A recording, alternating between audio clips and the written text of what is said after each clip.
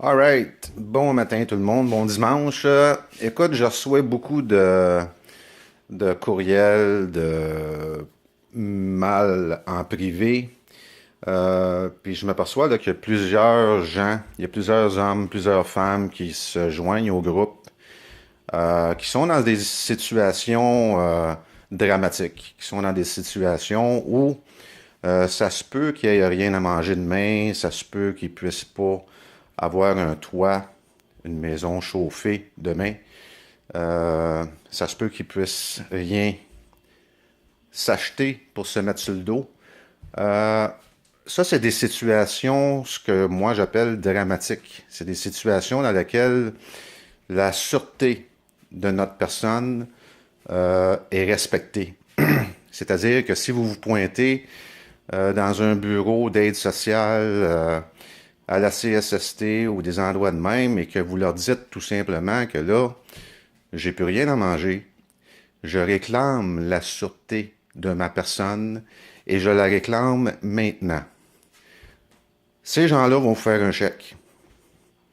C'est le fun, hein? Il n'y a rien de compliqué dans ce que j'enseigne, OK? Ici, au Québec, c'est impossible qu'il y ait des gens qui n'ont rien à manger, qui n'ont pas de toit et qui n'ont pas de vêtements. C'est impossible. Si vous allez voir la Convention sur les droits économiques et sociaux, dont le Québec est signataire, à l'article 11, c'est clairement écrit ce que je viens de vous dire. Si vous allez voir la Charte des droits et libertés du Québec, à l'article 1, c'est clairement écrit que vous possédez une personne et que vous avez droit à la sûreté de cette personne. Si vous regardez l'article 2 de la Charte, c'est clairement écrit que c'est impossible que votre vie puisse être en péril ici au Québec, OK?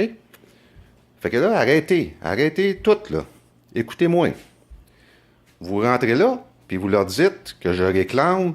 C'est sûr que si vous allez là, puis vous êtes un de cette gang-là là, qui collecte du BS, puis qui travaille en dessous de la table, là, faites pas ça, OK? Mais si vous êtes un de ces hommes ou une de ces femmes-là qui ne sait pas s'il va manger demain, qui ne sait pas s'il va être capable de payer son loyer demain, faites ce que je dis, OK? Faites ce que je dis. Allez là, réclamez la sûreté de votre personne et réclamez-la sur le champ. Dites à ces gens-là que l'article 2 va s'appliquer s'ils ne font pas ce qu'ils ont à faire. Arrêtez de raconter votre vie à ces gens-là ou de, je sais pas moi, de... Vous pouvez broyer si vous voulez parce que c'est triste, OK? C'est très triste. Si je serais dans une situation comme ça se peut que je broye.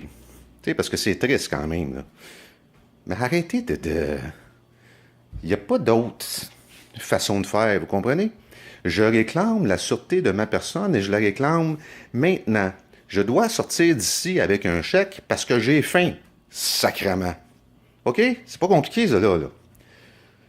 Puis si vous ne faites pas ce que vous avez à faire, mais l'article 2 va s'appliquer. Puis je vais porter des accusations criminelles. C'est pas compliqué. Ces gens-là vont vous écouter. OK? Ces gens-là sont à la base. Tout ce qui est hospitalier, tout ce qui est santé, sont à la base du système ici au Québec. OK? Fait que faites juste m'écouter, s'il vous plaît. Arrêtez de parler.